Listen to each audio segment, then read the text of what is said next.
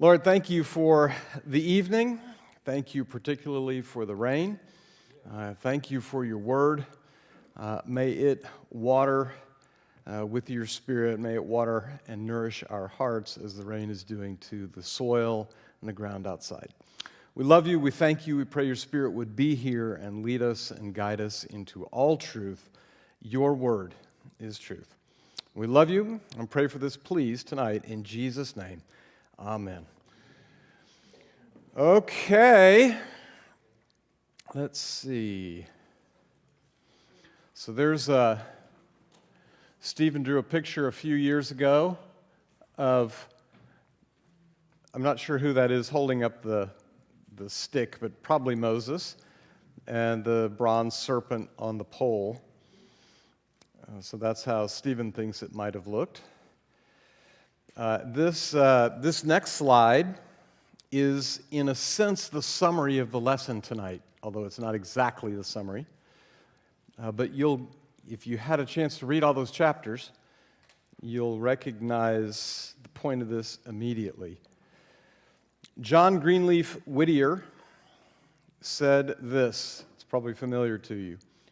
For of all sad words of tongue or pen, the saddest are these. It might have been. The epitaph of the first generation who left Egypt. For of all sad words of tongue or pen, the saddest are these. It might have been. They did not experience all that God had for them because of their faithlessness. Numbers, the book of obedience. Love that. Loved Ben's sermon this morning. Our job is not to be effective, but to be obedient. I'm like, hey, you're reading my notes. That's good. So obedience, the book of obedience. Now remember this. This was, okay, there's going to be two versions of this coming at you. One is a cartoon. The other are words. So if you're the picture book person, this is your slide, and if you're a words person, the next slide is for you. Remember, they came out of Egypt by grace, through faith, under blood. These people were redeemed out of Egypt. God took them out, and the first thing they did was they passed through the Red Sea. He took them into and a little bit through the wilderness, and they arrived at Mount Sinai, where he gave them his law. And they were headed toward the Promised Land. Remember that? Thank you. Somebody remembers. We talked about it then in terms of the books and what advances the story and what just we kind of hit pause and we get an explanation of the story. In Genesis and Exodus, we find there is an inheritance promised. In Leviticus, the story's not advanced. Remember, God is addressing two questions. How do I approach this holy God, and how do I live with this holy God? And so Leviticus is the explanation of that. Numbers, which we're in, the story starts advancing again because the people are marching ideally toward the Promised Land. And then by the time Deuteronomy comes along, that's where the second generation is standing across from the Jordan River. In fact, if you got all the way through chapter 25 for tonight, you found that they're getting very close to where they're going to come across in the book of Joshua. And so Moses' Deuteronomy means the second giving or the reiteration of the law. And so Moses reiterates the law, the covenant, to the second generation as they're standing across the Jordan before they go in. We get to the book of Joshua, and now the inheritance that God gave them is going to be possessed. They're going to claim the Promised Land. Israel always struggles. When they left Egypt, they begin to look back on Egypt as a place of perceived security. Even in tonight's chapters, almost 40 years later, they're still wanting to go back to Egypt. Numbers is where the Lord has taken them into the wilderness, and he has in a sense, proven to them their unbelief and disobedience. And by the time then we get to the book of Joshua, Canaan will be experiencing God's best in the Promised Land. So that's our big picture flyover, remember, of the Hexateuch, which is Genesis through Joshua. This is kind of the beginning of the story and the end of this big segment of the story. These are, because this question always comes up, I'm heading it off at the pass. When God says all these people are going to die in the wilderness, you're like, uh-oh. These are redeemed people. Okay?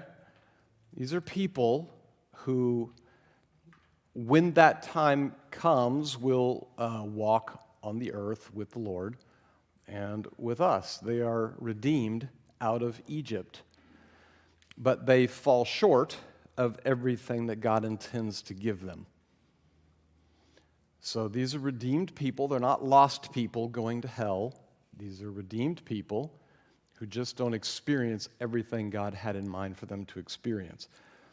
It's important to remember as we go through, go through tonight's lesson. What is he taking them to? He's really taking them to a physical and a spiritual inheritance in the Promised Land. That's what he's got in mind for them. So again, our big lesson from Numbers is from heaven's point of view. There's obviously more to being rescued from Egypt than just being counted among the number of the redeemed.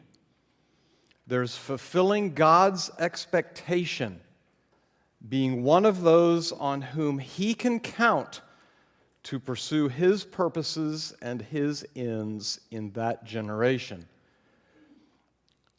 So, what do we see in these chapters about the first generation who left Egypt? That's what we're going to talk about tonight. The truth is, we simply see this: substandard saints. Substandard saints. It may at times be hard to distinguish them from the unsaved or the natural carnal man. They behave many times more like they did when they were still kind of in Egypt than after God took them out. Their thinking and actions are prompted by the flesh and or the world rather than the Spirit.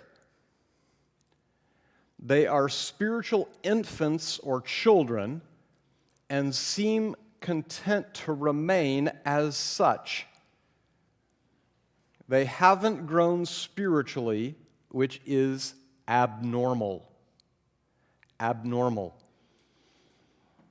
And you think, whew, glad that's in the book of Numbers.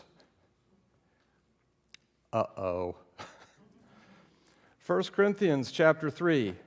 By the way, that's in the New Testament. Therefore applies to us. Here's what Paul writes to the Corinthians. Dear brothers and sisters, when I was with you, I couldn't talk to you as I would to spiritual people or those with the Spirit. I had to talk as though you belonged to this world, or as though you were infants in the Christian life. I had to feed you with milk, not with solid food, because you weren't ready for anything stronger.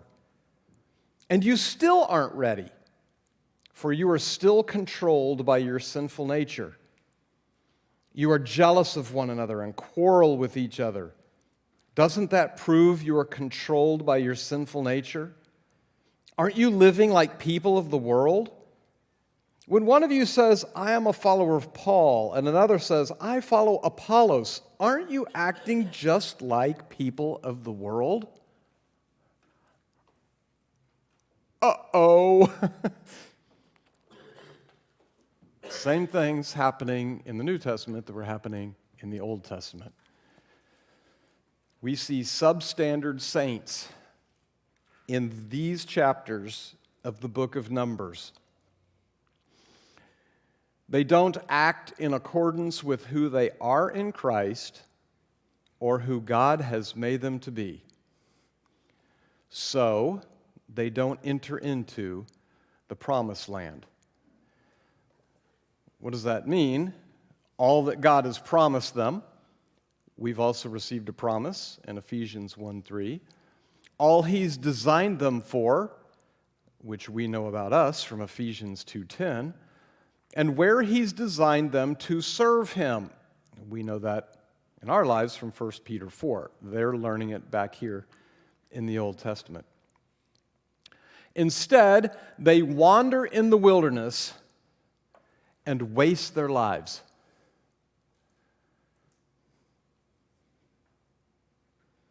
Some of you who read these chapters, I had more questions before class today than really yet, ever yet. When you look at all these little vignettes, you think, this is why I don't read the Old Testament. I don't get it. It seems to bounce around like a bouncing ball, and there's just story after story after story that don't seem to have any connection. It may surprise you. There's actually a connection. Here it is. This is a scrapbook. This is a scrapbook of their experiences on their journey. And so the Holy Spirit took this snapshot and He put it in the album. And He took another snapshot and He put it in the album. Because He's telling the story of what they were like and what they did or didn't do in a scrapbook for the second generation who's coming along. Okay, what does that look like?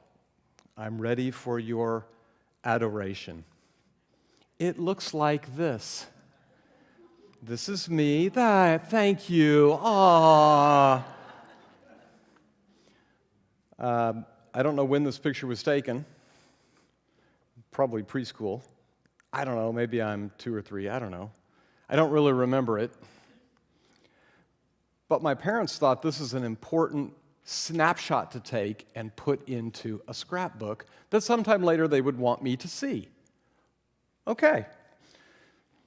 So every picture has a story, doesn't it? This is a great one. This was first grade. I remember this one. I had come home from first grade, and my mother wanted me to go up the stairs, because our rooms were on the second floor, go upstairs and change my clothes before I could go outside and play. A seemingly reasonable request. Not to me on that particular day. So, Mommy and Daddy, I have gone away because you made me go up I didn't know how to spell stairs, so I drew a picture of stairs, into my room, and this is still, we were hearing this up until just a couple of years ago, go up into my room to chidge my calls. The end. Good, that was supposed to be bye, but I got my D and my B backwards, so goodbye. I thought it would be wise to draw a robot. I'm not sure why, but I thought that would be a good thing to draw for them. And I hung it on a piece of fishing line down the stairwell so they would be sure to see it when they passed by the stairwell. They would see this, I have gone away. Okay, now if you just found that note, you go, that looks like something from an insane person.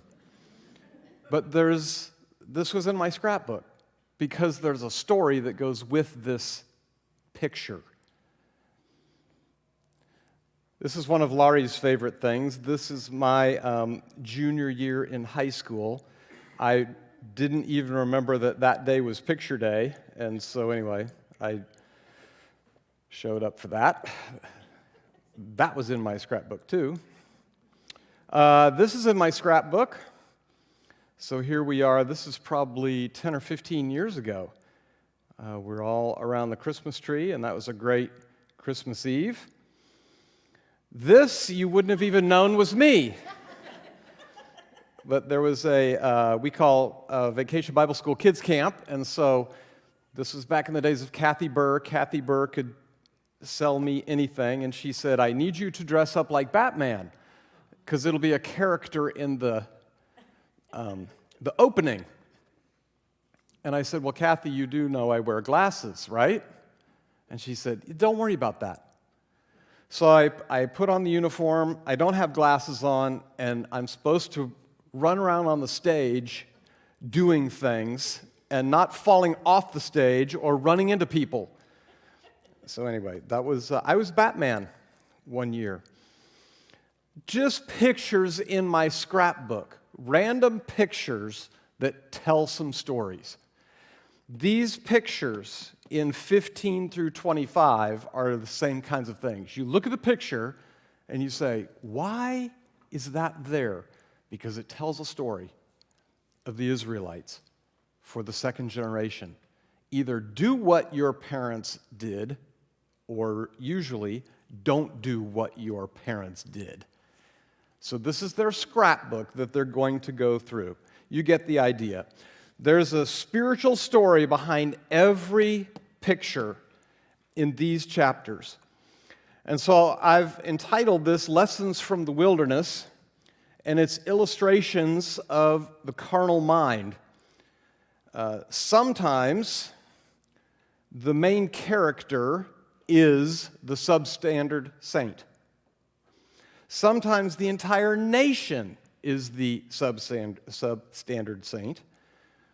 And there's only a couple times that the main character is actually doing it right. So they're not a substandard saint. But the vast majority of these pictures are of them as a try saying that 10 times fast. Substandard saint. So illustrations of the carnal mind. Here's the big idea for the lesson tonight. It is the spiritually minded, not the carnally minded saint who will enter into God's full inheritance for him in his generation. Not the carnally minded saint. Not the 1 Corinthians 3 or the Hebrews 5 that also talks about the same idea. That those who are content to walk like worldlings are not going to, if you will, inherit everything that God has set aside for him or for her. There are 14 of these. I did not make these up, meaning I took them from someone. I just can't remember who. So this is my blanket disclaimer. I didn't come up with these 14, but they're great. They either came from Bob Deffenbaugh on Bible.org, or we've checked some other sources. Laurie's still looking for where we got this chart that I got these 14. But it's pretty interesting how they connect together with the book of Numbers. They weren't created for the book of Numbers, as I recall, but maybe they were. I can't remember. It's been a long time. But anyway, I didn't think these 14 up, so if you like the 14, thank God for whoever came up with these. It wasn't me. I've just taken them. First, the carnally minded won't accept or obey God's word. So in chapter 15, the Lord is talking to them about the voluntary free will offerings in the promised land and the consequences for those who unintentionally disobey as well as those who intentionally disobey. And then he concludes that chapter with a reminder to obey with the tassels on their clothing. So the carnally minded won't accept or obey God's word. They don't honor his holiness in their worship, and they don't imitate his holiness in their walk. You know, you don't have to look back too many chapters to see out of the 12 spies who went into the land, 10 said no, 2 said go. How many were carnally minded? 10. How about the 2? They were unable to convince the 10 to, come on, let's go. So I don't think Moses has much to think. He doesn't have long to think back on trying to come up with some carnally minded people. The spiritually minded, on the other hand, accept God's word and follow it. Question: is there a particular passage or area of Scripture that you know and understand but are struggling to follow in your life? And if you say to me, well, I don't know, then you haven't gotten the book Respectable Sins yet. And if you have, you haven't started reading it yet. And if you have been reading it and you're still saying, I don't know what to do with you. Respectable Sins will give you some great thought and prayer material in this particular area. So they won't accept or obey God's word. The carnally minded won't accept or follow God's leaders. And so the next two chapters, 16 is Korah, and Korah decides it's probably, now remember he was a Levite from the tribe of Levi, which is already a pretty special tribe. What is it that he wants?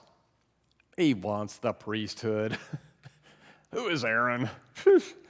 Why does Aaron get to be the priest and only the priest? I got 250 guys out here who could be priests. Neither Moses nor the Lord think much of that.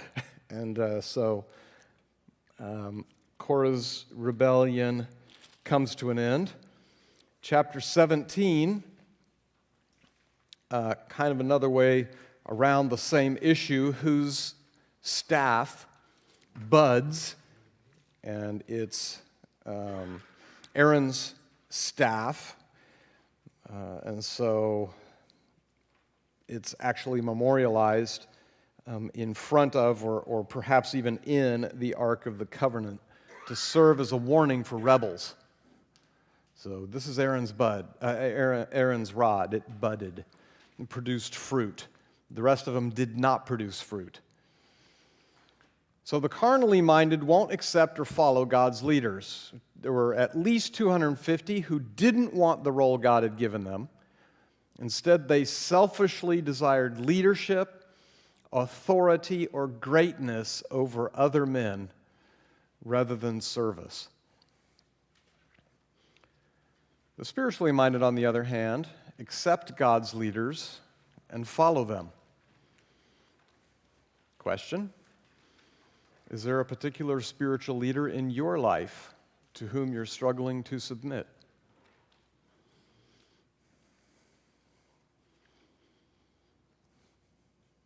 Number 3, the carnally minded neglect their privileged calling. So the first few verses of chapter 18, we have the duties of the priests and the Levites. The priesthood is God's gift to his people. The Levites are God's gift to the priests. And to leave off of the work is to cut off the people. Because if I don't have priests or Levites, I can't worship. I can't bring my offerings because I'm not allowed to do the, if you will, the important part.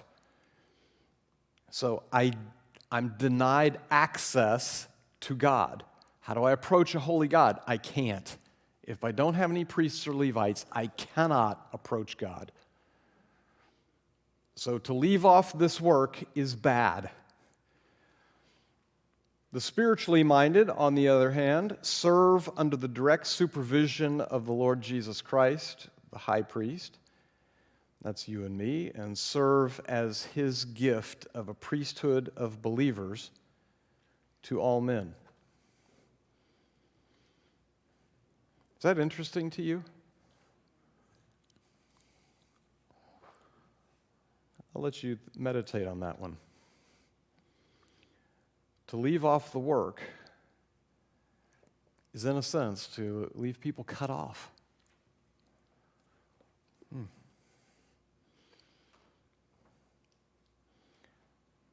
Sometimes we think our role as a priest these days is optional.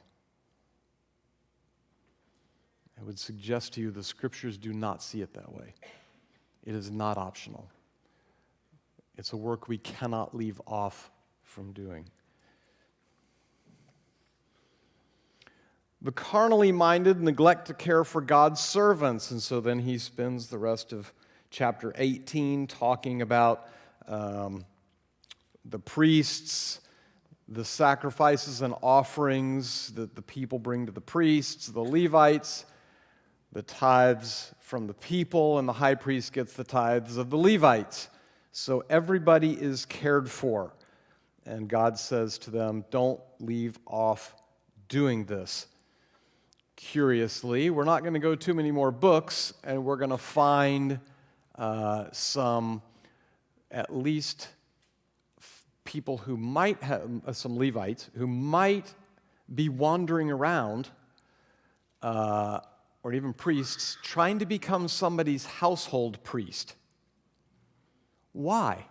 Because the people have left off doing what they're supposed to do. So these guys are walking around just going, well, I guess I'll become a household priest. Because what God told them not to do, funny enough, that's what they did. They left off of what they were supposed to be doing. The spiritually minded, on the other hand, care for God's servants, and they steward their resources appropriately. And there's some verses for you to look up later if you'd like to do that.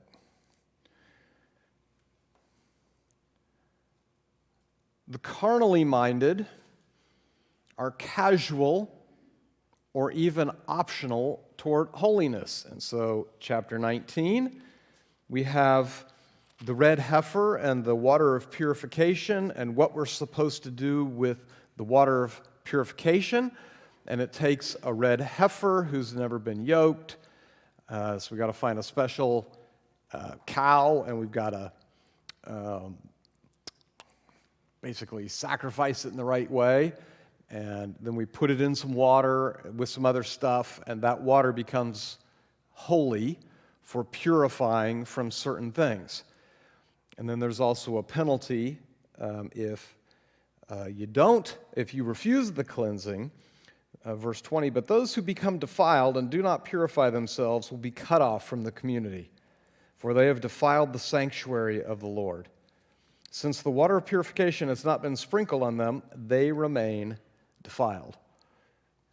So the Lord, again, he's serious about what he says, and he says, this is how I want you to cleanse yourselves, and if you choose not to do that, that's fine. I'm going to cut you off from the community because you remain defiled and you'll pollute the whole camp.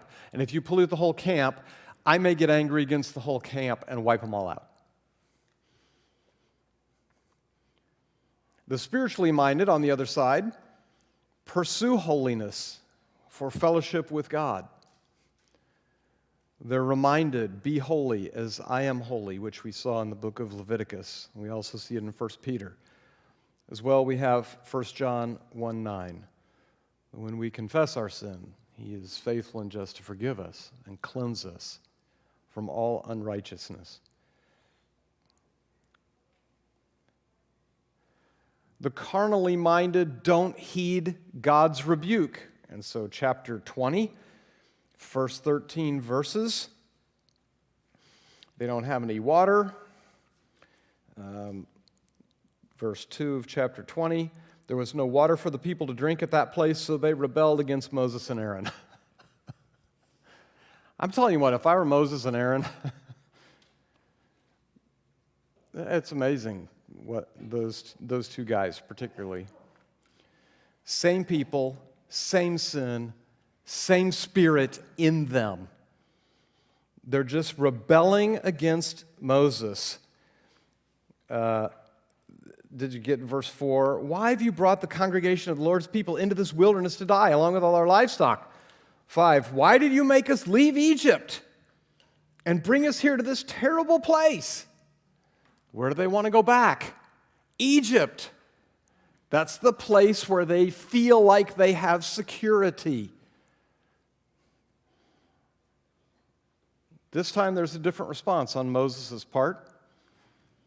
I think, doesn't say so. I think Moses just had a fit of anger, which is amazing. After 40 years, this is the first one he seems to have had. And so he strikes the rock instead of speaking to it. The Lord provides water, as he said he would. But then what does he tell Moses? You can't go in. You've spent 40 years leading these people. You can't go in. Wow. More is expected of leadership than of other people. Moses made a mistake any of us could have made.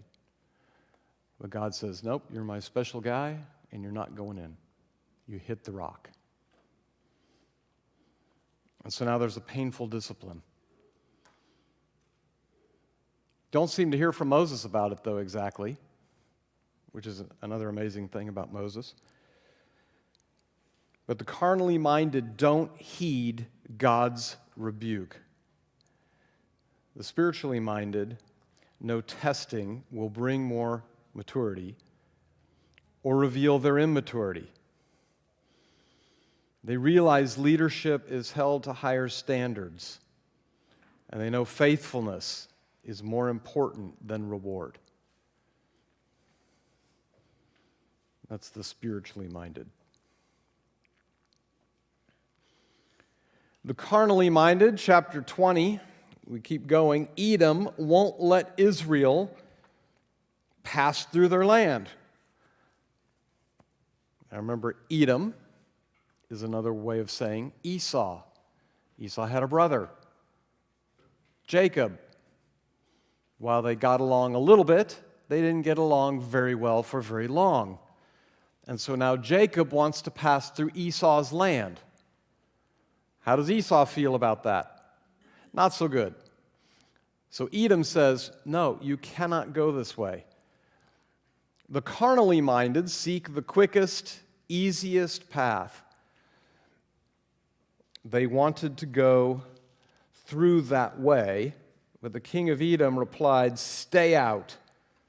You may not pass through our land. With that, he mobilized his army and marched out against them with an imposing force.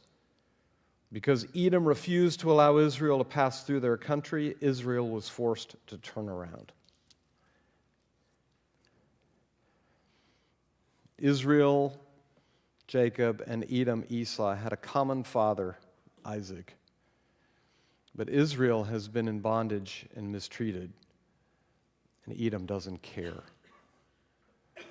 Esau doesn't care about Jacob.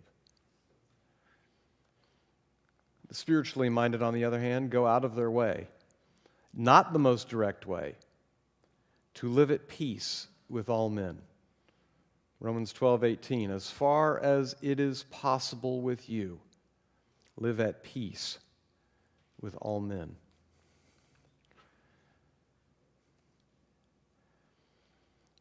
The carnally minded, next picture in our scrapbook, is the death of Aaron.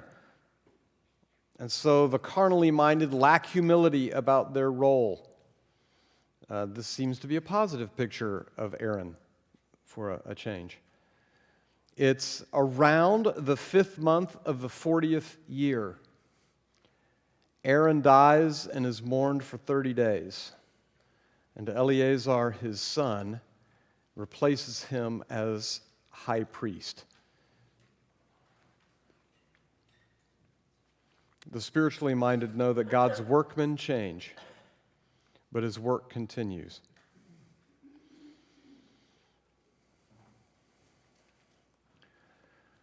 Chapter 21, the Canaanite king of Arad, who lived in the Negev, heard that the Israelites were approaching on the road through Atharim. So he attacked the Israelites and took some of them as prisoners. And the people vowed to the Lord, if you'll hand them over, we'll destroy you. The Lord heard their request. They completely destroyed them and their towns, and the place has been called horma, or destruction, ever since. What was the problem? Why is this picture in here? There's a positive side of it. They cry out to the Lord.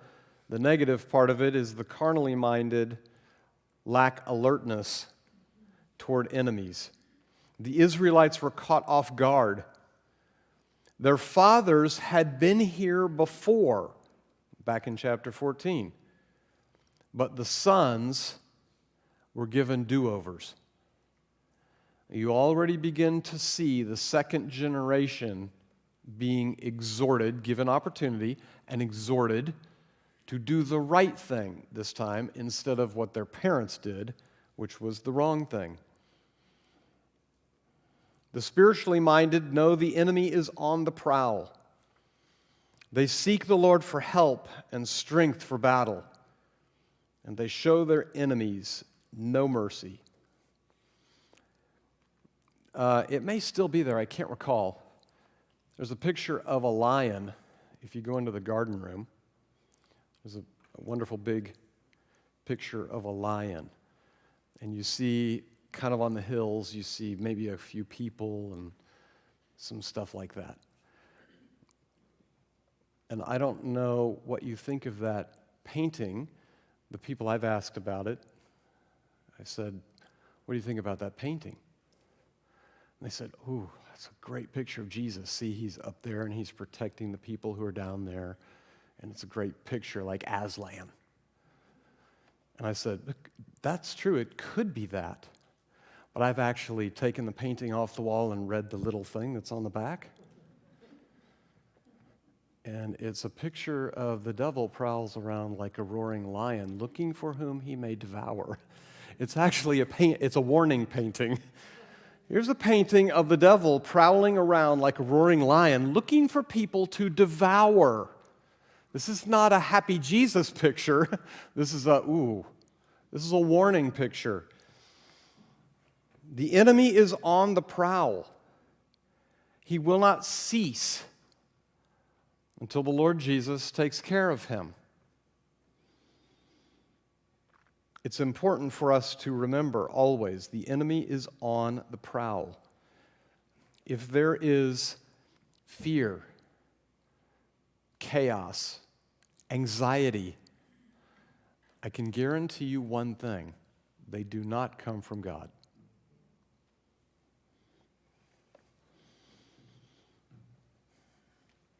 Israel, the second generation, showed their enemies no mercy.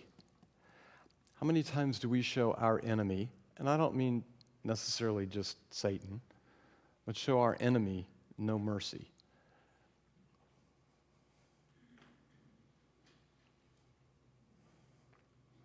Let's pick an enemy from respectable sins. Let's pick gossip.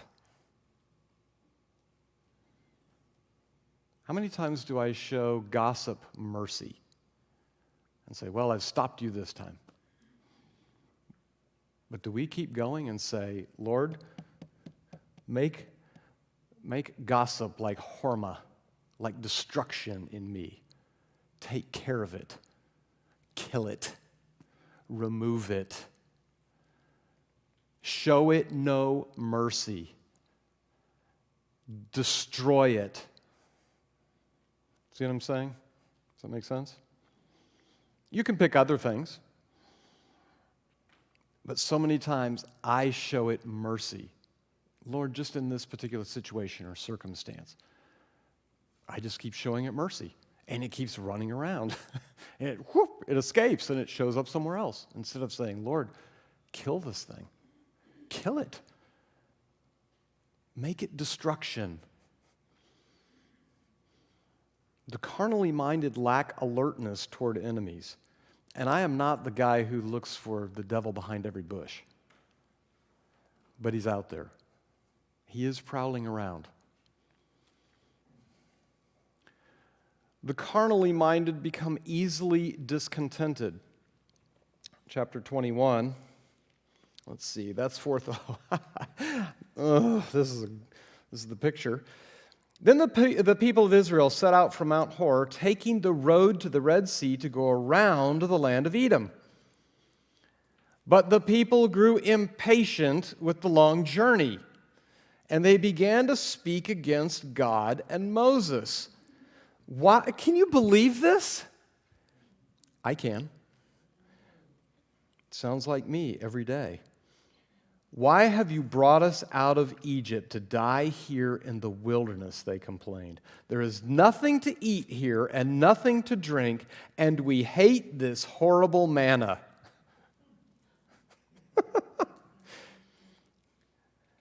So the Lord sent poisonous snakes among the people, and many were bitten and died. Then the people came to Moses and cried out, "We have sinned by speaking against the Lord and against you. Pray that the Lord will take away the snakes." If I'm Moses, I've just whacked the rock. I don't get to go in the promised land because of you. Forget it. What's that? I can't do it. Is that it? Anyway, you know what I'm trying to do. Just looking sillier and sillier like the Batman costume. So Moses prayed for the people. Then the Lord told him, "Make a replica of a poisonous snake and attach it to a pole. All who are bitten will live if they simply look at it." So Moses made a snake out of bronze and attached it to a pole. Then anyone who was bitten by a snake could look at the bronze snake and be healed.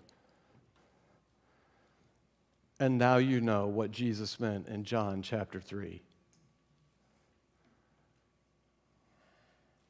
When he said, "I will be lifted up." What is he making himself out to be? Just look to him. If you're snake bit, look to him. Who's looking up to him? Those people who know they're snake bit. The carnally minded become easily discontented. They become impatient with God's path and their progress and complained. And the Lord judged their sinful attitudes. The spiritually minded repent of complaining against God. They go to him first with their needs and their frustrations. And they learn, as Paul did, to be content in any circumstance. Easy to write, not easy to live out. The carnally minded, now we're in chapter 21. Let's see, where are we? Oh, verse 5 and then 10 through 20. Oh, yeah. Let's see. What do we have here? Oh, they travel to Moab. And along the way, the Lord gives them water to drink. And they write a little song about it. Or they read a little song about it. And so they continue walking until they get to Pisgah Peak, which overlooks the wasteland. So the carnally minded take God's provisions for granted. The spiritually minded, on the other hand, remember that God provided manna to eat in the desert 6 days a week for 40 years.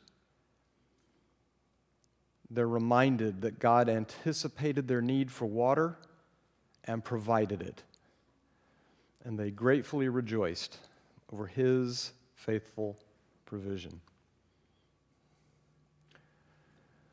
The carnally minded then, in chapter 21, they come up to the land of the Amorites, King Sihon, and the other one, easier, King Og. Okay, so we got Sihon and Og.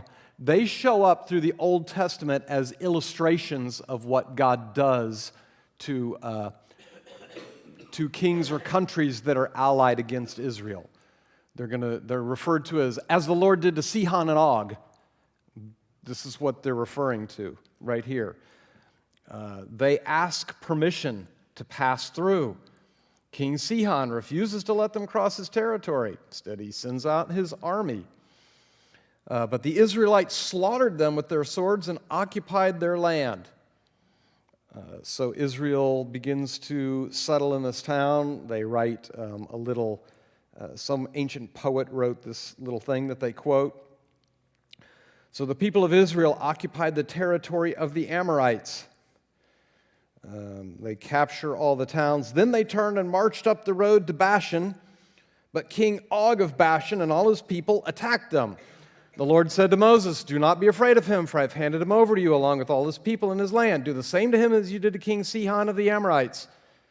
And Israel killed King Og, his son, and all his subjects. Not a single survivor remained. Then Israel occupied their land. The carnally minded don't want a battle or make progress. The spiritually minded, on the other hand, Israel's enemies attempted to stop them by attacking them. Their strength to fight came from the Lord. They defeated their enemies and then occupied their land. And the spiritually minded understand that making spiritual progress means overcoming many enemies.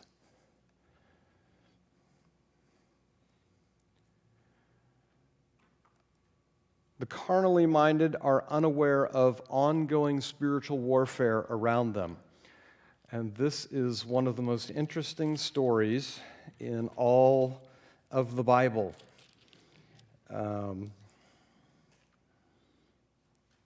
Balaam's donkey is not the only donkey that talks.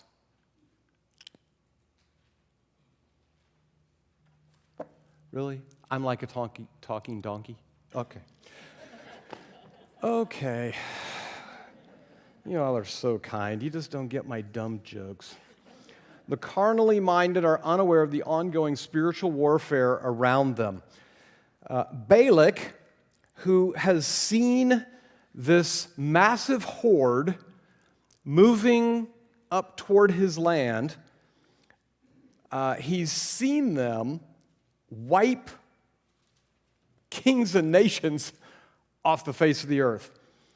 So he has an idea. I'm going to send for Balaam, and Balaam's going to come down here and curse him. And maybe then I'll be able to defeat him, if I can curse him. So he goes and he gets Balaam. And you say, what is going on so far? Remember, at that time, there were thought to be local deities. What is Balaam going to come down to do? Well, for instance, you go, what? Okay, chapter 21, verse 29. Okay, he's talking about the Amorites, and he says, "O worshipers of Chemosh." There was supposedly a local deity who ruled over that particular piece of land. So Yahweh, in Balaam's mind, is just another local deity, and he's going to go bargain with Yahweh. That's how the ancient mind, that's how they thought about these things. So Balak sends for Balaam to come down and have a chat with Yahweh and curse him. And what is he going to give him? What is he going to give Yahweh, in exchange for this curse? Well, he's going to make 7 altars, and he's going to give him 7 sacrifices. All right. So Balak goes up to Balaam. He says, let's see, verse 8 of chapter 22. "Stay here overnight," Balaam said. "In the morning I'll tell you whatever the Lord directs me to say." So the officials from Moab stayed there with Balaam. That night God came to Balaam and asked him, "Who are these men visiting you?" And he tells them. And God says to Balaam, "Do not go with them. You are not to curse these people, for they have been blessed." So Balaam gets up and tells Balak's officials, "Go on home. The Lord will not let me go with you." So the Moabite officials returned to King Balak and reported, he's not coming. So he tries again. And Balaam responded, even if Balak were to give me his palace filled with silver and gold, I would be powerless to do anything against the will of the Lord my God. Now, don't think that Balaam is necessarily a Yahweh worshiper. He's just, this is kind of, I don't know, you get what he's saying. Stay here another night, I'll see if the Lord has anything else to say to me. That night God came to Balaam and told him, since these men have come for you, get up and go with them, but do only what I tell you to do, or say only what I tell you to say. So the next morning, Balaam got up, saddled his donkey, started off with the Moabite officials. But God was angry that Balaam was going. What? I thought he told him to go.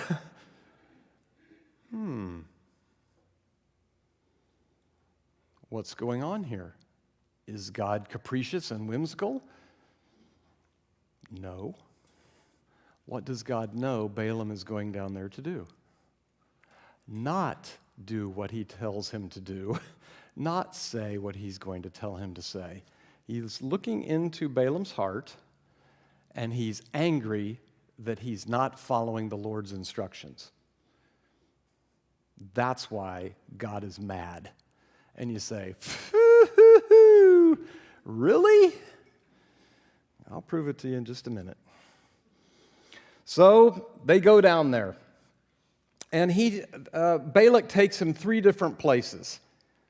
And they set up 7 altars and they make 7 sacrifices. And then Balaam walks away a little bit and he finds out what the Lord wants him to say. And so he goes to the first place, and all of this happened, after the donkey, right? Because the donkey, strangely enough, sees the angel of the Lord, and Balaam didn't. Your donkey sees the angel of the Lord, but you don't see it. You're a what? You're supposed to be the guy who's in touch with these things? And you don't see it, but your donkey sees it? This would have been like a sitcom. Now, this is really funny.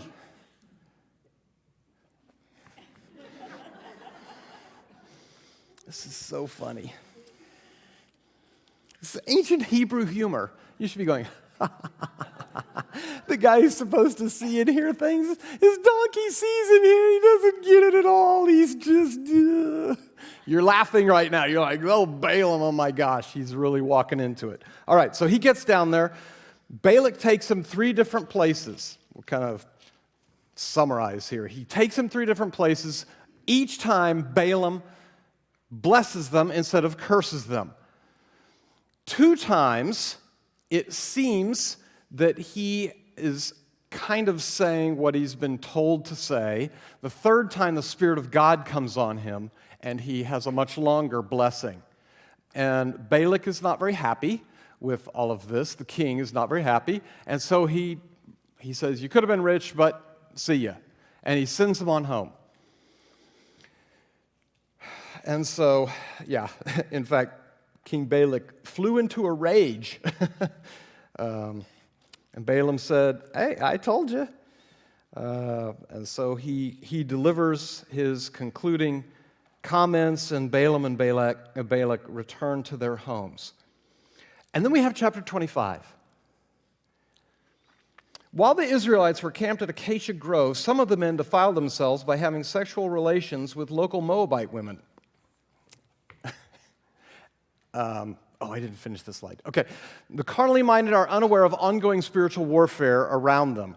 The spiritually minded understand they're in a constant battle. They stay properly dressed and prepared for battles as good soldiers should, and they're always ready to fight, as Paul reminded us of our spiritual armor in Ephesians chapter 6. Okay, the carnally minded then become complacent about compromising with the world. And so all of a sudden, these local Moabite women come into the camp. And by the way, the Israelite men don't seem to be fighting them off too hard there. These women come in. They invited them to attend sacrifices to their gods, so the Israelites feasted with them and worshiped the gods of Moab. What? In this way, Israel joined in the worship of Baal of Peor, causing the Lord's anger to blaze against his people. And so he tells Moses, take care of this. And Eleazar, remember the new high priest, has a definitive act, and he puts a spear in there and stops the plague after it had killed some 24,000 people, 24,000 people. And then the Lord says at the end of chapter 25, attack the Midianites and destroy them because they assaulted you with deceit and tricked you into worshiping Baal of Peor, and because of Cosbi, the daughter of a Midianite leader who was killed at the time of the plague because of what happened at Peor. And you go, what is going on here? Why is this picture in our scrapbook? I would tell you, you're not allowed to forget anything, but we haven't covered this yet. So, Revelation chapter 2. Yes, that's in the New Testament. In fact, it's the last book in the New Testament. Go ahead. Revelation chapter 2, verse 14. I'll read 14. The Lord writes this to the church in Pergamum. He says, I have a few complaints against you. You tolerate some among you whose teaching is like that of Balaam, who showed Balak how to trip up the people of Israel. He taught them to sin by eating food offered to idols and by committing sexual sin. Who is behind chapter 25? Balaam.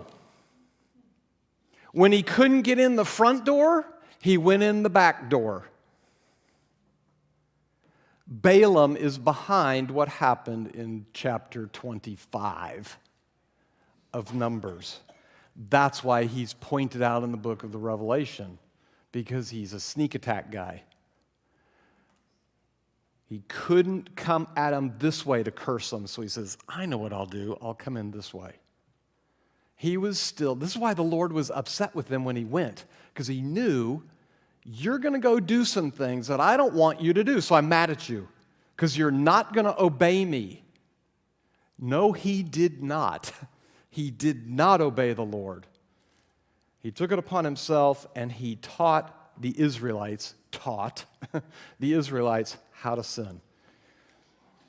So the Israelites become complacent about compromising with the world. The spiritually minded know that God will protect his saint against many things, but he won't protect him from a choice to compromise.